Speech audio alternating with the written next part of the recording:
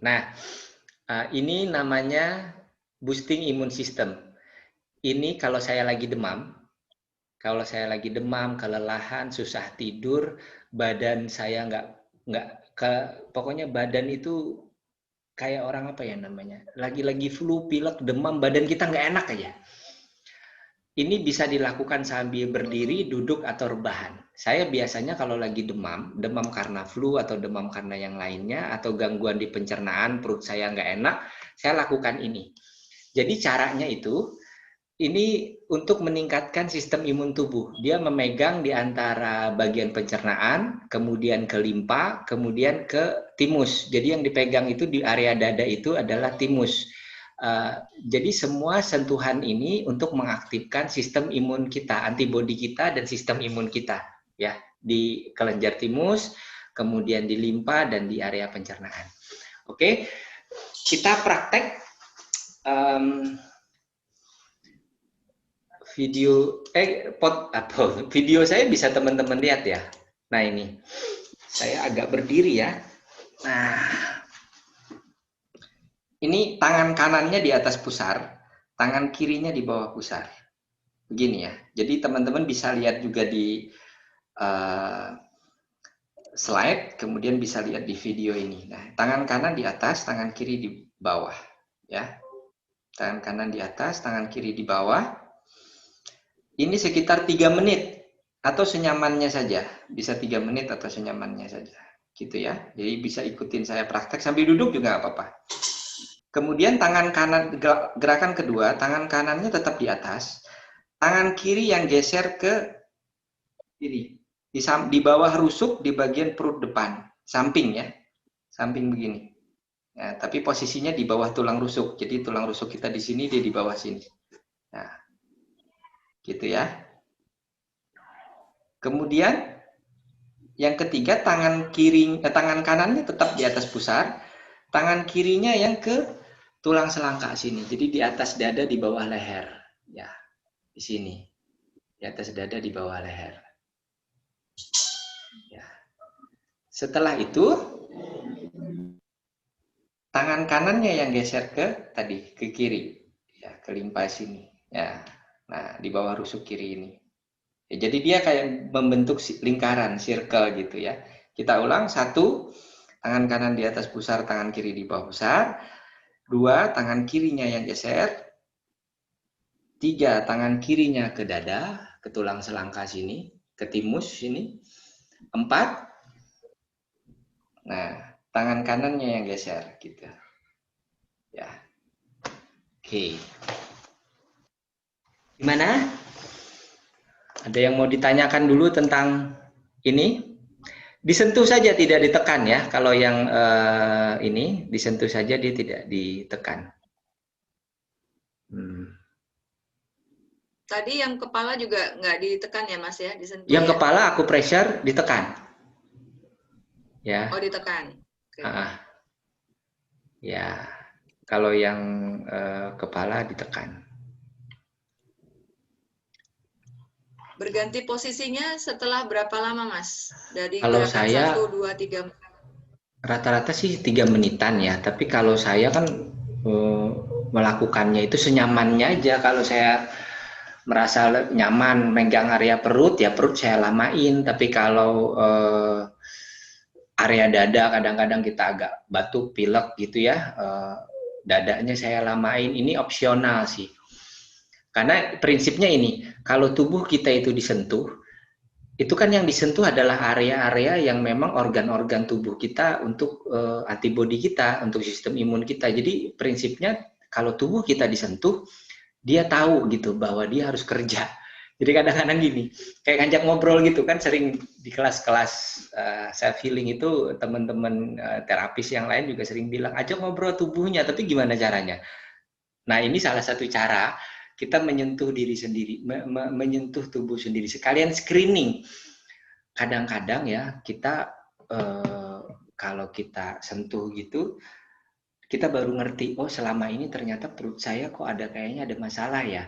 Oh ternyata bagian sini saya ada masalah ya. Terus bagian rusuk saya atau apa. Jadi kita sambil screening gitu.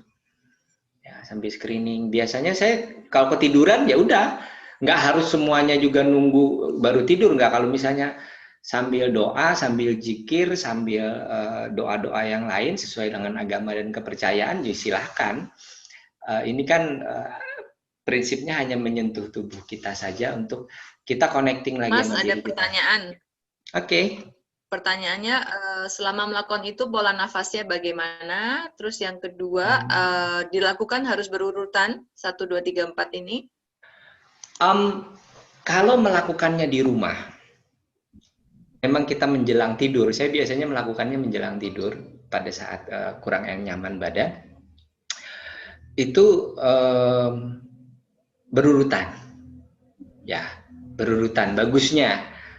Tapi misalnya pas di posisi kedua ketiduran ya udah gitu, atau mau dilamain yang mana, yang 1 kah, 2 kah, 3 kah, 4 kah, itu terserah, opsional, senyamannya.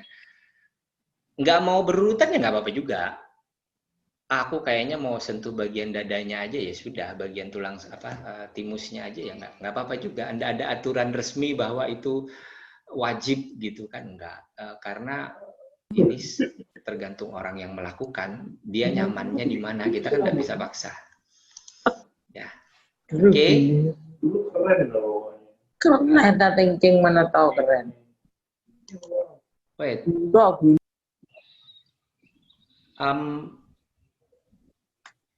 Ada afirmasi khusus ya boleh, kalau mau ada afirmasi khusus, misalnya mau ngajak ngobrol tubuhnya sehat gitu ya, damai, tenang. Insulin tiap hari di perut, apakah manfaatnya ya Mas? Kalau insulin tiap hari di perut, insulin itu berarti diabetes tipe 2 ya? Diabetes tipe 2 atau 1? Kalau 1 ada pengaruh virus.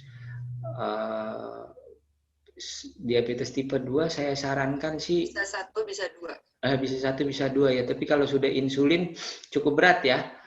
Ya mulai atur makannya, sama harus istirahat. Nah, oke. Tipe 1 ya. Wow. Ya mudah-mudahan insulinnya kurang. Ini semua mendukung pengobatan medis. Artinya apa? Semuanya kan supaya kita nggak terlalu stres, supaya kita juga gampang istirahat gitu ya. Karena orang sehat yang nggak ada diabetesnya aja, kalau nggak tidurnya nggak teratur ya drop juga gitu. Apalagi yang ada diabetes. Puasa deh obatnya diabetes itu, sama makan gula jangan lagi, sugar no, yang lain-lain dikurangi lah, yang manis-manis. Oke, lanjut ya. Lanjut dulu Mas, yes. Ya lanjut. Supaya kita selesai malam ini semua materinya. Nah,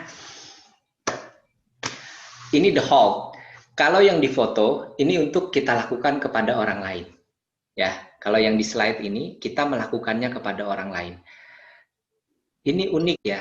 Kenapa?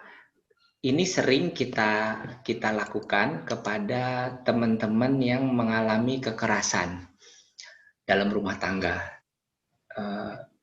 Saya pernah ngajar ini kepada teman-teman di Komnas Perempuan, di Komnas Anak, dan lain-lain.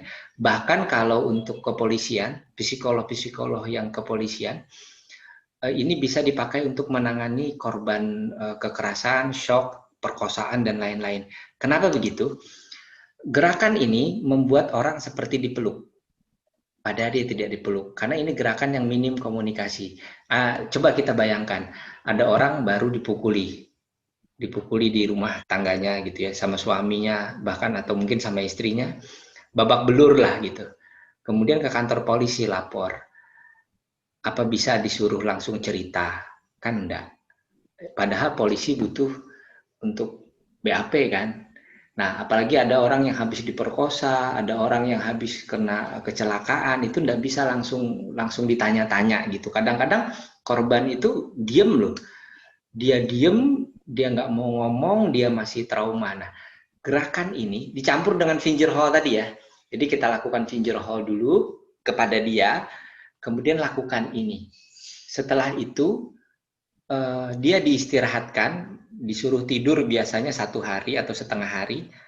Nah, kalau sudah tenang baru nanti dia bisa ditanya-tanya untuk bikin laporan.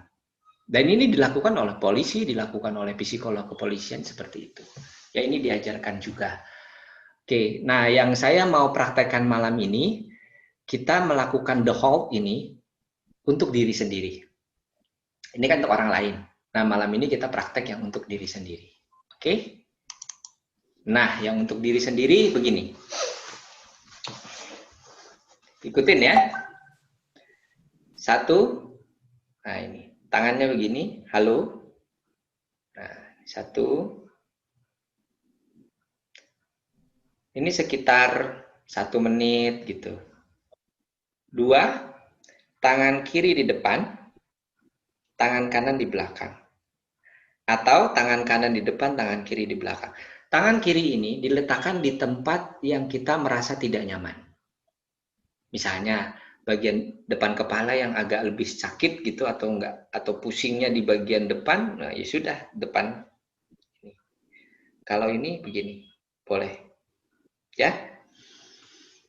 Setelah itu kemudian ada namanya gerakan the crown. The crown itu gini nih, tangannya disatukan dulu, ibu jarinya disatukan, kemudian diletakkan di sini, kemudian begini. Tapi ini diletakkan di namanya titik vortex. Vortex itu dia di tengah kepala, kelihatan nggak ya? Bentar, biar ini nih. Ada unyeng-unyeng kita, dia di sini agak ke belakang, di tengah kepala tapi agak ke belakang, ya agak ke belakang di sini. Vortex namanya. Jadi begini. Oke, sebentar, saya harus. Nah, posisinya nanti gini. 3, 4 begini. Nah, kalau 4 begini. Boleh begini, boleh begini. 4. 5 ini di tulang selangka, ini di belakang. Jadi kayak cermin. Ini gerakan untuk memeluk jantung. Jadi supaya kita nggak deg-degan, deg-deg. Nah, ini agak berkurang gitu. Ya. Jadi saya ulang. 1, 2, ini bukan di leher ya, yang belakang kepala saya ini bukan di leher dia di sini belakangnya, pas di batas kepala kita begini, ya. Tuh. Kemudian 3 tadi namanya bikin gerakan the crown. Nah, 3 sini, 4, 5, ya. Begitu. Kita lihat ada yang nanya apa?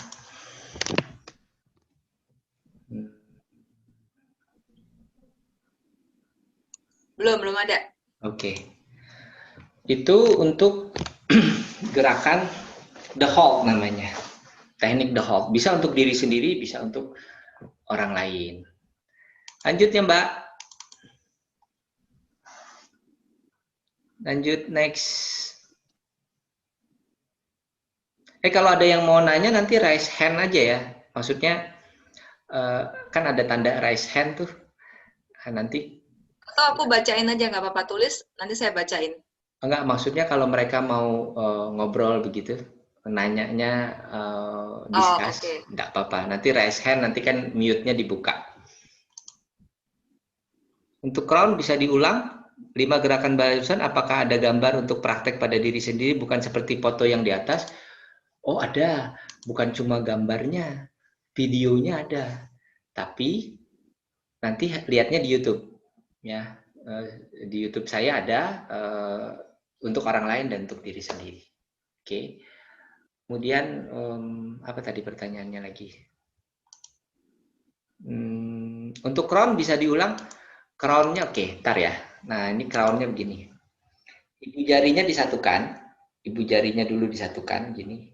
Ditempel gitu, kemudian diletakkan di sini. Nah, titik ini. Kemudian begini. Posisinya di vortex. Vortex itu gini loh. Ada titik di kepala kita. Titik di sini. Kelihatan nggak? Harusnya botak nih baru kelihatan.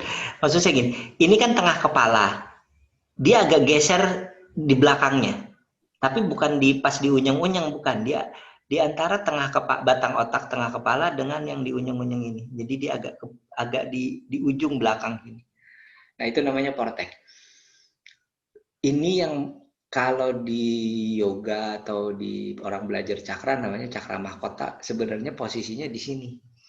Ini yang mengkoneksikan antara pikiran kita sama badan. Cobain deh, pakai 3 jari.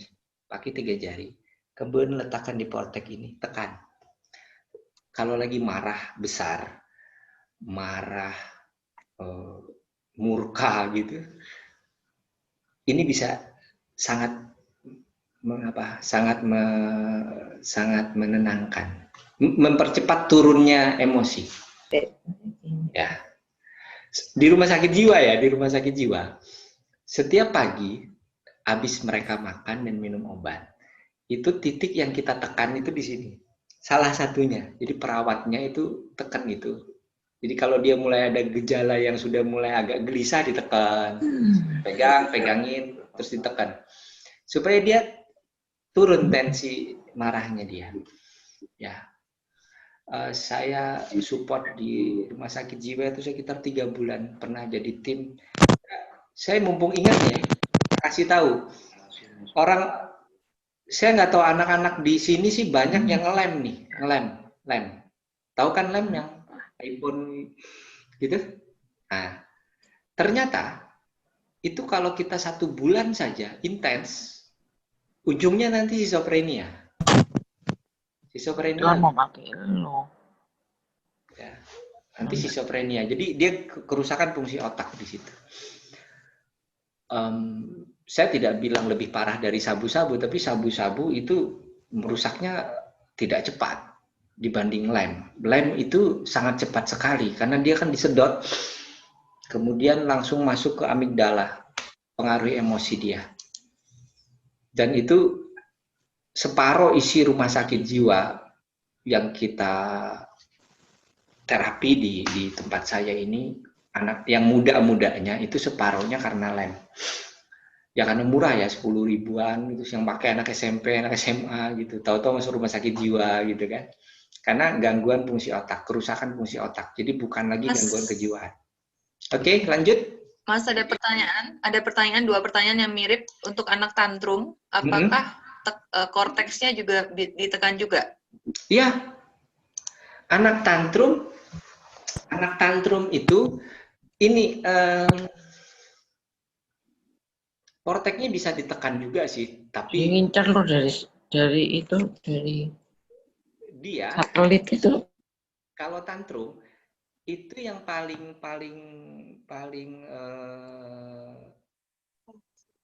efektif itu the hold, yang gerakan the hold tadi, ya, tapi yang dilakukan untuk orang lain ya, gitu. Efektif juga, tapi dilakukan yang sebisanya saja, tidak harus semua 5 gerakan itu. Anak tantrum itu cara pegangnya gini. Ini tantrumnya. Ini tangan dia. Tangan kita masuk gini. Yang dipegang di sini. Jadi jangan ininya. Kalau ini yang dipegang, dia kan ngamuk nih.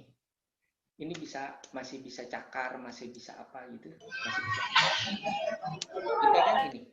Ibu jari ini dipegang ya, ibu jari dipegang begini, sehingga Mas Dauri, sorry, suaranya mengecil, Mas. Oh, wait, begini, oke, hilang, ada? Lebih kecil sih dari yang tadi. Lebih kecil dari tadi, kayaknya ada yang longgar deh. Halo, cek, gimana? Iya, lumayan, tapi tetap lebih kecil ya. Ya oke, Mas, nggak apa-apa. Hilang katanya suaranya sebentar. Ya, mantap. Udah nih. Oh, koneksinya, Mbak. Ya. Koneksinya kayaknya ya. Oke. Ini salah satu teknik. Kita lanjut dulu ya. Nanti baru kita tanya jawab materi yang saya kasih malam ini. Teknik ini kaki kanan kita menyilang. Jadi kaki kanan di depan, ya. Kemudian tangannya itu ujung-ujung jari yang dipertemukan, Ya, ujung-ujung jarinya. Dan tak giniin biar kelihatan. Nah, jadi bukan ditangkup begini, tapi ujung-ujung jarinya. Tek, tek, tek, tek. Ya, ujung jarinya gitu. Ujung-ujungnya yang diketemuin gini. Ya. Nah, nanti energinya akan seperti ini, kayak angka 8, centering dia. Fungsinya apa? Ini membuat perisai. Ya. Masih kedengaran suaranya? Kedengaran Mas, cakep. Oke. Ini fungsinya membuat perisai. Ya, kita lihat ke slide, ini fungsinya membuat perisai. Ini bagus untuk psikolog, untuk konselor, untuk orang-orang yang baik hati dan sering didatangin orang-orang buat curhat. Ya, kadang-kadang ada tuh di dalam satu keluarga misalnya, orang kalau mau curhat ke dia aja, sengaja datang ke rumah dia itu cuma untuk cerita aja, marah-marah sama cerita gitu ya. Habis itu orangnya pulang. Nah, kita yang diceritain ini, kan kita bisa ikutan pusingnya. Pernah nggak gitu? Ada teman datang, kemudian kita cerita gitu ke kita, kemudian dianya kan lega tuh, dia pulang, tapi tiba-tiba badan kita, kok aku kayaknya pusingnya, kok aku kayaknya hawa-hawanya kepengen marah ya gitu. Artinya kita terpapar. Ini pernah saya ketemu dokter rehab medik, salah satu teman saya dokter rehab medik di Sumatera. Pasiennya itu satu hari dia tanganin antara 40 sampai 60. Kalau dokter rehab medik itu kan banyak pasiennya, jadi semuanya ujungnya ke dia. Nah, jadi banyak yang ditanganin sama dia tuh, dia bisa konsul pasien sehari minimal 40 orang. Terima konsul ya, termasuk dari dokter lain. Nah, dia keluhannya, saya kalau tiap pulang Mas berasa badan tuh capek, tapi sebenarnya kan nggak capek saya, katanya. Orang konsul tuh kan cuma nulis resep, kemudian dia kasih advice gitu-gitu ya. Tapi sehari berapa? 40 orang. Bisa lebih. Nah, ini teman-teman psikolog juga begitu. Teman-teman psikolog itu sehari bisa 2-3 klien, bahkan sampai 5, atau hanya cukup 1 klien tapi nggak kelar-kelar gitu ya, dramanya serial, itu psikolognya bisa ambruk. Nah, cara ini dipakai ketika kita berhadapan dengan dia, gitu ya. Dia ini maksudnya bisa klien, bisa orang lain, bisa pasien, bisa saudara, bisa siapapun. Tapi nggak usah bilang, lu mau cerita ya sama gue, lu mau konsul ya sama aku, ntar ya aku ambil posisi perisai. Nggak begitu. Ini dilakukan, orangnya ditaruh, jadi kalau misalnya ada orang yang mau curhat sama kita yang nggak enak gitu, sebaiknya sih jangan berhadapan, orangnya taruh di samping kita, samping kiri atau kanan. Ya, jadi kita tetap dengerin, kemudian orangnya di samping kita. Orang yang lagi marah-marah juga gitu, nggak usah dihadapin, tapi kitanya di sampingnya aja, gitu ya. Gimana teman-teman? Satu, close eyes, ya nggak juga, karena ini, ya ini kakinya disilang, kaki kanannya di atas kaki kiri. Karena nanti ada teknik yang lain, kaki kirinya justru di atas kaki kanan. Ya, di teknik berikutnya. Kali ini kita menghadapi orang lain. Ya. Tuh. Duduk posisi pas duduk di lantai nggak bisa. Di lantai juga oke, kakinya silang aja. Tapi yang enak sih duduk kayak gini ya. Oke. Next, Mbak. Sini ada. Nah, ini sama seperti tadi, tapi ini penjelasannya ya. Penjelasannya. Ini semua, jadi teman-teman, materi ini saya sudah taruh di Google Drive. Jadi teman-teman nanti setelah sesi ini mau download silahkan. Foto-fotonya ini semua plus PPT-nya.